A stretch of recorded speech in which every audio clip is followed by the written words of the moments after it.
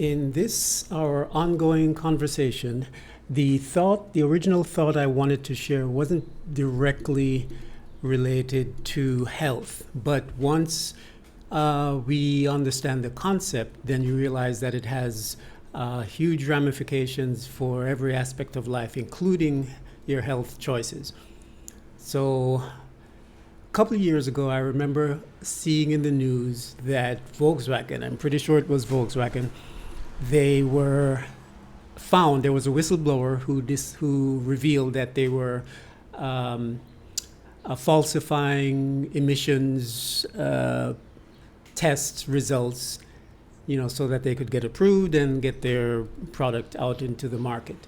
The specific details aren't that critical, so if you know more details, feel free to add it in the comments. But it wasn't surprising, at least not to me. You also hear stories of other whistleblowers revealing that companies have cut costs to a certain degree. They have used inferior materials. If you've been on the planet long enough, you know, for example, that there are certain things that have deteriorated in quality. Thicknesses of cans have gotten thinner.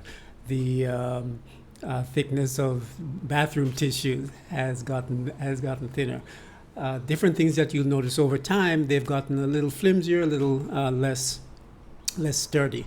So in this capitalist paradigm that we're living in, there are corporations, there are companies that are run, and their goal is profits. Their goal is ultimately profits, and they're expected to provide shareholder value, so their profits are expected to go up infinitely, basically.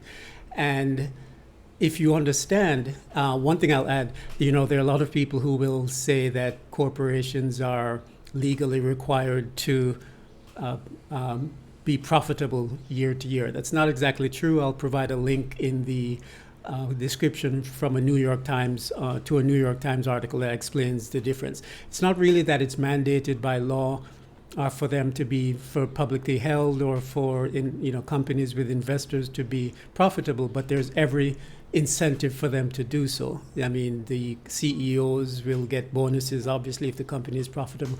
But the underlying flaw in capitalism is that we're expecting infinite profits in a reality that's of finite resources. So let me say that again. The basic flaw in capitalism is that we're expecting an infinite increase in profits, infinite profitability, infinite growth in a system, in a world where the resources are limited. So there has to be a limit to this. It cannot continue forever. You can't have unlimited growth with finite resources. You can't have infinite growth with finite resources. So once you understand that, then you realize that in order for a company to be profitable, there are only two ways they can do it: either make more money or spend less money.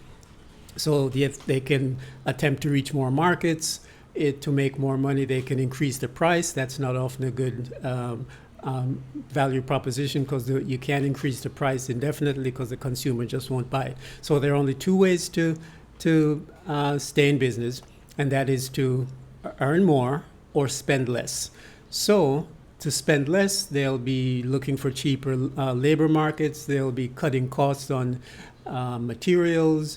So it shouldn't surprise you that every now and then you'll hear a story that Ford Motor Company is being looked into because they're using inferior metal in the cabin, in their roofs, so that when the cars flip over, when the trucks flip over, they're more dangerous.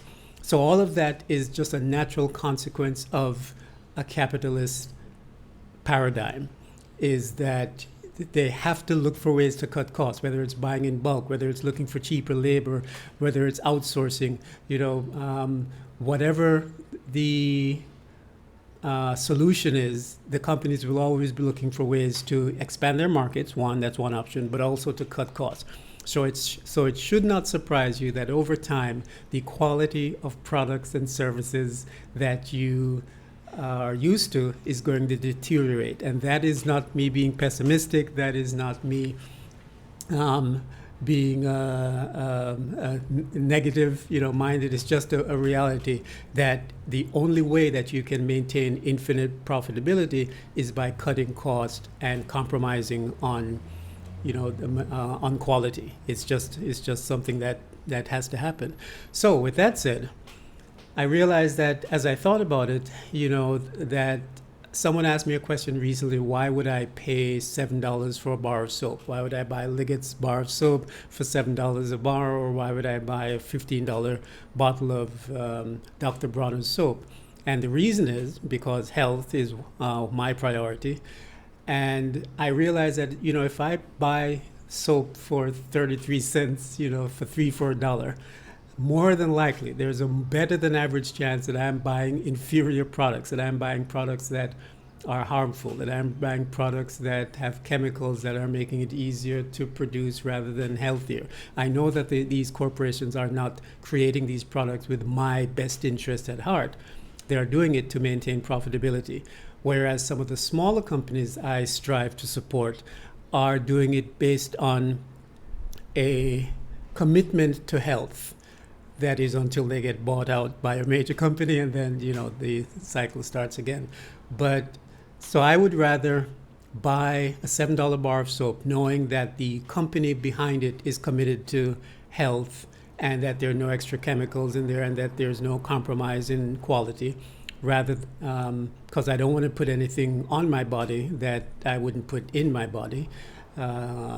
That's one of the philosophies. So I don't use chemicals, I don't use soaps with perfumes, I don't use antiperspirants, I don't use anything on my skin, on my body that I wouldn't put in my body, because the body is actually absorbing those chemicals as well. So to the individual who asked me last week if I claim to be a cheapskate, how do I reconcile the fact that I'm buying a $7 bar of soap? That's the reason why. I do it because health is a priority. I do it because I don't want to compromise my health. I do it to support companies that share the same philosophy and worldview that I do.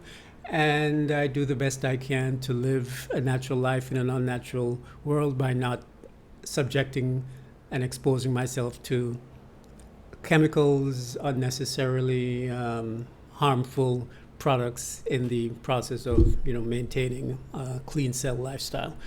So just a thought that I wanted to share, just in terms of how capitalism will often affect the choices that you make, and similarly what may seem an impractical choice to spend more on what people believe is the same product. Why would I pay more for an organic apple than I can pay a whole lot less for a genetically modified apple? It's the same question, same answer. So hope you enjoyed the video. I'll have more in our ongoing conversation, and I'll talk to you in the next video. Thanks for watching.